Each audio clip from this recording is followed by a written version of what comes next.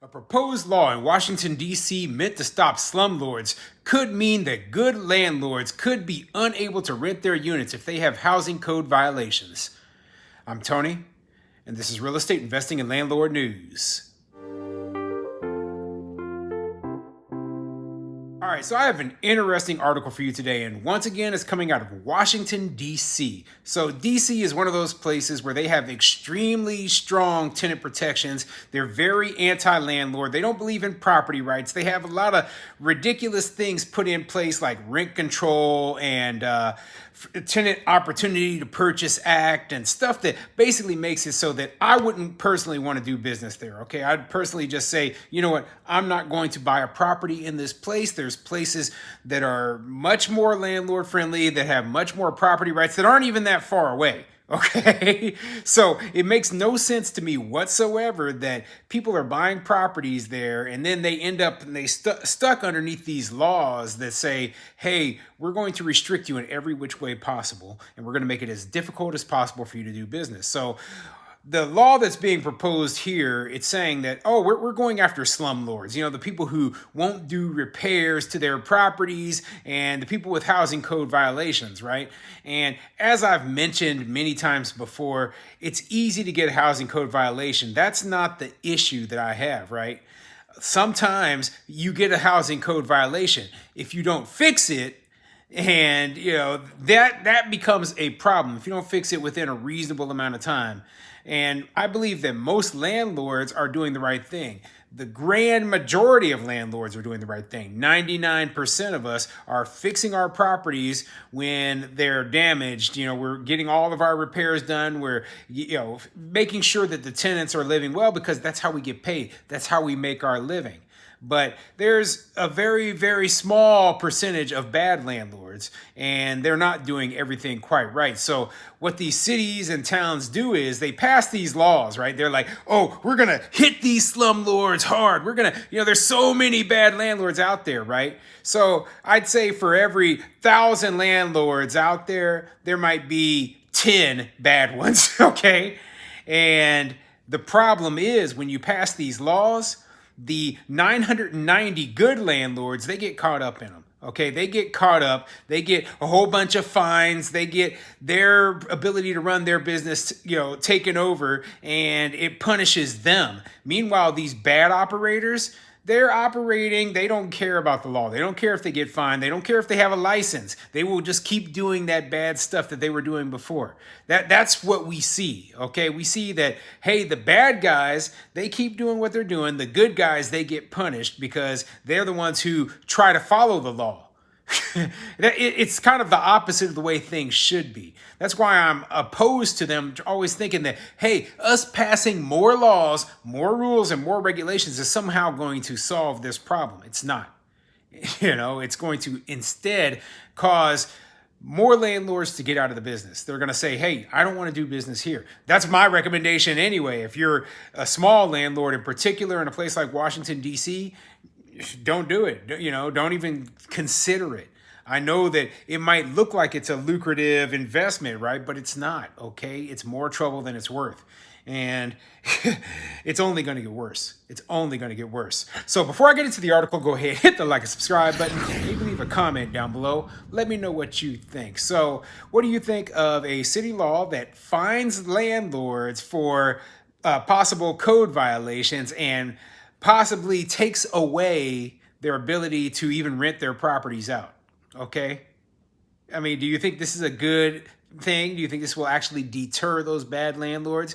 Or do you, like me, believe that a lot of good landlords are going to get caught up in this and maybe lose the ability to operate their businesses? That's what I personally believe is going to happen, okay? So anyway, let's get into this article, see what it says.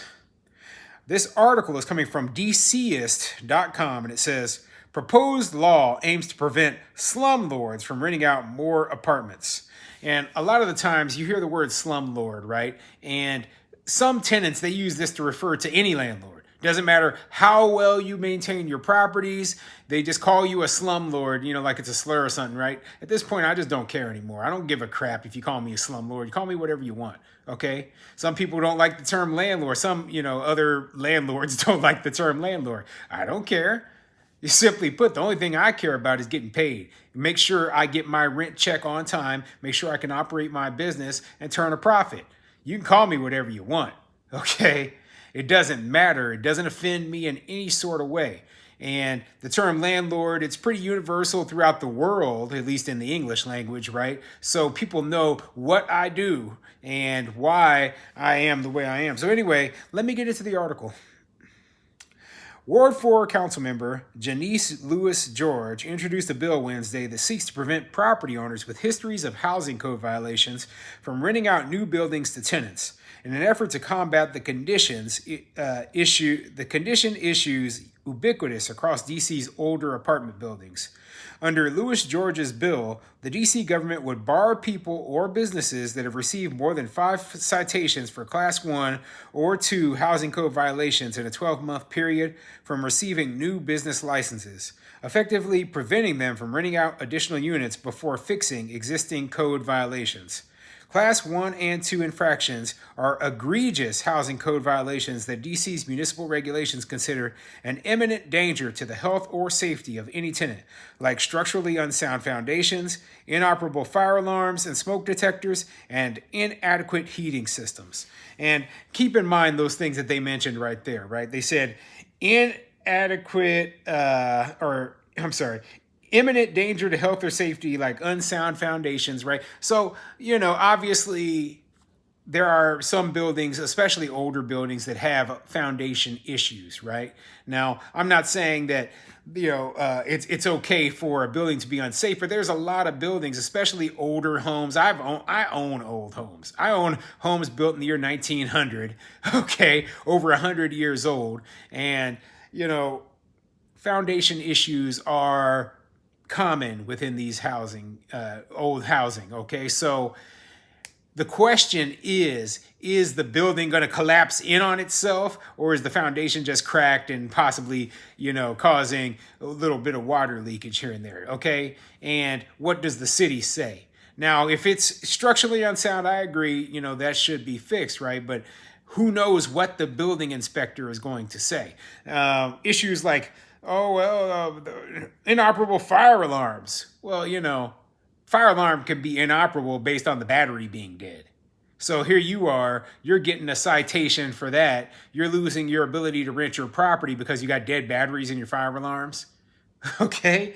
And, inadequate heating systems. I had a furnace break in one of my units this year.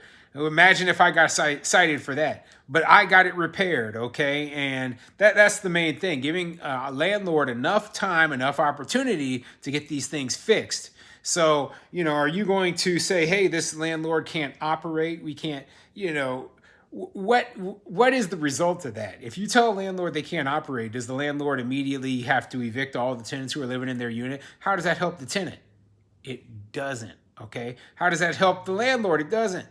The best thing would be for the landlord to get the place repaired. But my guess is that a lot of these units, the reason why landlords are dragging their feet trying to get repairs done is because of the city's rent control laws. Okay, because the city will not allow them to raise the rents enough to be able to cover maintenance and capital expenditures like they need to. And so they have to drag their feet on all repairs, all maintenance. Otherwise, they would go belly up like that.